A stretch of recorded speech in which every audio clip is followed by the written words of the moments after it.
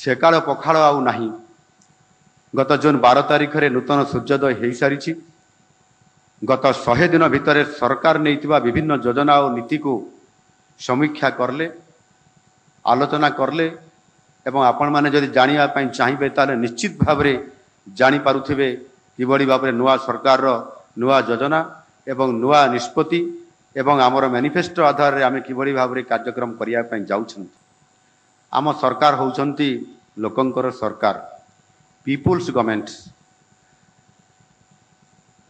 लोक मानकर सुख दुखरे आमे भागीदार, राज्यर विकास पाई आमे प्रतिश्रुतिबद्ध। कृषि, शिक्षा, स्वास्थ्य, शिल्प, ग्रामांचल तथा सहरांचल भित्तिभूमि विकास एवं महिला मानकर उन्नति भली क्षेत्र को प्राधान्य देवा और राज्यर आर्थिक विकासर गति को त्वरान्वित करने आम सरकार पदक्षेप नेबाई जाउछंती। आपण मानकर कठिन परिश्रम निष्ठा द्वारा ही सबु पदक्षेपर सफल लोकंक पाखरे पहुँचबो एवं आमे जहाँ आशा करुछु आम नुआ सरकार जहाँ आशा आम करुछंती आगामी दिन मानकरे आम राज्य ओडिशा रे भारत वर्ष रे ओडिशा 1 नंबर राज्य रे परिणत हेबार ये जो स्वप्न अछि ताहा साकार हेई पारिबो। आपण माने जानिछंती ओडिशा एक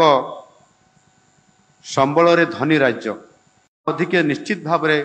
जानिछंती जेते बेले शासन अपारकंग हाथ रे चली जीवो, जहार लोकंकर पाई आवेग बा टिकिए मध्य संवेदनशीलता नथिबो, सेमानंकठु लोक कल्याण करिवा किबा कल्पना करिवा निश्चित भाव रे गोटे वृथा सदृश हबो। सेकाल पखाल आउ नाही। गत जून 12 तारिखरे नूतन सूर्योदय हो सारी। गत 100 दिन भितर सरकार नेइतिबा विभिन्न योजना और नीति को समीक्षा करले, आलोचना करले एवं आपण माने जदि जानिबा पई चाहिबे ताले निश्चित भाबरे जानि पारुथिबे किबड़ी भाबरे नुआ सरकार नुआ योजना एवं नुआ निष्पत्ति एवं आमर मैनिफेस्टो आधार रे आमे किबड़ी भाबरे कार्यक्रम करिया पई जाउछंती। आजिर ए मंचरे मु निश्चित भाव में निजर किसी अनुभूति कथा सामना रे रखिबी। गत प्राय 27 वर्ष हलानी मु राजनैतिक जीवन रे ओडिशा लोकंकर सांगरे तांकर सुख दुखरे मु सामिल होकर अछि। जने सरपंचरू आरंभ करी विधायक हेबा एवं विधायक लोकंकर सेवा करिवार काम मते सुजोग मिली। यही प्राय 2 दशंधि रु ऊर्ध्व समय भितरे लोकंकर सहित मिसिबा, तांकर समस्या सहित जड़ित हवा एवं लोकंकर कष्ट बहु निकटरू मु तांकर सहित उपस्थित रहिकरी मु याकू देखिछि एवं ताकू लाघव करिया पई मध्य साध्य मते मु चेष्टा करि आसुछि। जेतेबेले मु सरपंच थिली, सरपंच स्तरर जो समस्या लोकंकर कथा, लोकंकर दुख, लोकंकर व्यथा मो पाखक आसुथिला, आज मुख्यमंत्री हला परे मध्य ठीक सही बड़ी भाव रे सही बड़ी दुख कष्ट एवं तांकर व्यथा मो पाखक आसुछि। एणु ये जो अनुभव अछि एवं चेष्टा करिछि समाधान करिबा पई एवं मु सबु बळे भाबुथिली जे जदि केबे मते सुजोग मिलिबो सरकार रे शामिल हेबा पई, सरकार एक गुरुदायित्व मिलवा ताहले निश्चित भाव में मु ताहार त्वरित समाधान करने चेष्टा करी। ये कथा को जिते बड़े मोर मने पड़े एवं आज दिन जिते बड़े मु ये कथा को ये कहवाई चाहूँगी जे आज निश्चित भाव में सौभाग्यवशत मुझे दिनर जहाँ स्वप्न देखी जहाँ भावुली एवं मते जो समस्या गुड़िक आसूला तार समाधान मु केमिति करि परिबी। आउ सौभाग्यवशत महाप्रभु जगन्नाथंकर अपार करुणा, राज्यर 4.5 कोटी लोकंकर आशीर्वाद तथा केंद्रीय नेतृत्वंकर मो उपरे भरोसा फल मते राज्यर नेतृत्व करने को आज एक बहुत बड़ सुजोग मिली। तेणु मु एक साधारण जनता भावे जहाँ सब पक्षर देखी जो सब असमाहित समस्या को मु समाधान करने चाहूली, आज मते सुजोग मिली से सबु समस्या गुड़िकर समाधान करने। यही 2 दिनिया सम्मेलन रे अनेक विषय रे निश्चित भाव में आलोचना तो हम एवं से आम सरकार तरफरु विभिन्न खसड़ा प्रस्तुत करा जाइछि एवं ए बाबद अनेक विषय आपण पाखरे उपस्थापना करिवार योजना रखा जाइछि आज आसंता काली 2 दिन भितरे किंतु मु जहा योजना बा हमर योजना खसड़ा रखा जाइछि सेथिरे मध्य किछि कथा आसी पारु नै खसड़ा भितरे मु भाबुछि जे ताकु मध्य मु टिके उल्लेख करिवार आज दिन रे आवश्यकता अछि जेतु आम सरकार नुआ सरकार आसिला परे एवं प्रथम 100 दिनर सरकार जो 100 दिन पालन करागला एवं 100 दिन भितर अनेक जुगान्तकारी पदक्षेप सरकार नहीं आपण मानकर समस्तंकर सहयोग रे एणु निश्चित भाव रे एक नुआ सरकार रे नुआ लोक मानकर आशा रखिबा एवं आमे ताकू कार्यक्रम रे ताकू लोकन को सेवा जोगई देबा विकासर 22 पावछरे गोटे पावच चढ़ी आमे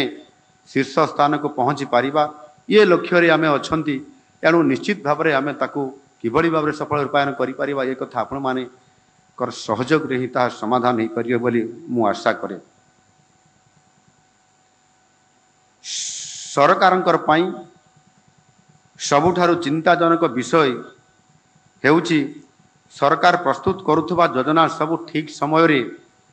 आरंभ हेबा एवं ठीक समय रे संपूर्ण हबा किंतु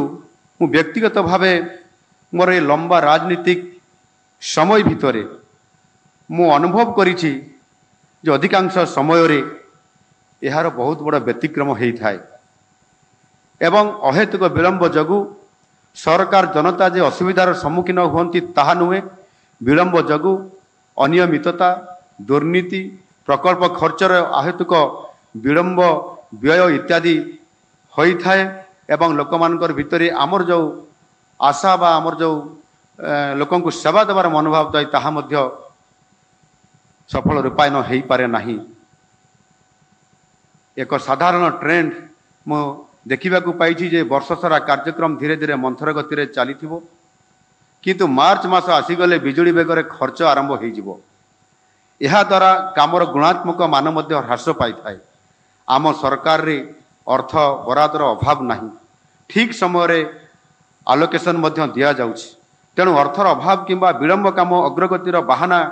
करा जाई न पारे जदि ये सब संबंध रे आपण माने किछि समस्यार सम्मुखीन हेउछंती किंबा अनुभव करुछंती तेबे निश्चित भाव रे संपृक्त विभाग को जणांतु तापरे भी जदि समाधान बा समस्यार सूत्र न बारुछि ताहले सीधा सड़क अर्थ विभाग को जणांतु सीधा सड़क भाव रे मुख्यमंत्री को मध्य जणांतु एथिपाई जिल्लापाल माने आपण माने नीतिदिनिया भावे निज निज जिल्ला रे फाइनेंशियल तथा फिजिकल प्रोग्रेस उपरे दृष्टि रखिबा संगे संगे ब्लॉक वाइज तथा स्कीम वाइज त्रैमासिक समीक्षा करिवार आवश्यकता को मने करी यह जदि कार्यकारी करेबे ताले निश्चित भाव रे आमे आउ दीपाद आगु जाई परिबा बोली मु अनुभव करे। एही त्रैमासिक समीक्षा रे आपण माने जानि परिबे जे केउ प्रकल्प किंबा केउ योजना केउ केउ ब्लॉक रे संतोषजनक भाव अग्रगति हेउची एवं केउ अंचल रे होई पारु नाही। एथिरे मोर गोटे अनुभव अछि जे गोटिए विधानसभा रे मध्य विधायक मानक पाई एसीडीसी गोटे मीटिंग बा एक संवैधानिक व्यवस्था अछि प्रति 3 मासरे प्रति 6 मासरे थरे प्रति वर्ष रे 2 थर एवं आवश्यक होले अधिक थर पर्यंत जो आपंकर AC DC assembly constituency wise development जो आपन कमिटी अछि से कमिटी रो मध्य विधायक मान को क्षमता दिया है ता विधानसभा रे सरकारंकर जो योजना गुड़िक कार्यकारी करा जाउची ताहार एक ब्लॉक वाइज मध्य और स्कीम वाइज मध्य ताहार आपंकर फिजिकल प्रोग्रेस किभली अछि संपूर्ण समस्त विभाग अधिकारी मानकर सहित जिलापाल उपस्थिति रे मध्य आलोचना करिवार प्रबोधन अछि एवं मु मध्य मोर 3 थर विधायक हेबा समय रे मु यहाको कार्यकारी कराया पई चेष्टा करिछि एवं ताहा द्वारा प्रकृत रे से योजनाटीर कार्यान्वयन एवं समय अवधि भितरे ଲୋକଙ୍କ ପାଖକୁ କିଭଳି ଭାବରେ ପହଞ୍ଚି ପାରିବ, ଆମର ଯୋଜନାଟି ସଫଳ ରୂପାୟନ ହୋଇପାରିବ ତାହା ଉପରେ ନଜର ଥାଏ। ଠିକ୍ ସେହିଭଳି ଭାବରେ ଆମେ ମଧ୍ୟ 3 ମାସରେ ଥରେ ଏହାକୁ ଯଦି ଆମେ ଅଗ୍ରଗତି ସମ୍ପର୍କରେ ଅନୁଧ୍ୟାନ କରିବା ନିଶ୍ଚିତ ଭାବରେ ଆଉ ଟିକେ ଆଗକୁ ଆମେ ଯାଇପାରିବା। ସବୁ ସମସ୍ୟା ଜାଣିପାରିଲେ ଆବଶ୍ୟକୀୟ କରେକ୍ଟିଭ ଷ୍ଟେପ୍ସ ଆମେ ନେଇପାରିବା। ଅନେକ ସମୟରେ ଆର୍ଥିକ ବର୍ଷ ଶେଷ ପର୍ଯ୍ୟନ୍ତ ଅପେକ୍ଷା କରାଯାଏ, ଯାହାଫଳରେ ଠିକ୍ ସମୟରେ ପ୍ରାବଧାନ ହୋଇଥିବା ଅର୍ଥକୁ ସଠିକ୍ ଭାବେ ଖର୍ଚ୍ଚ କରାଯାଇ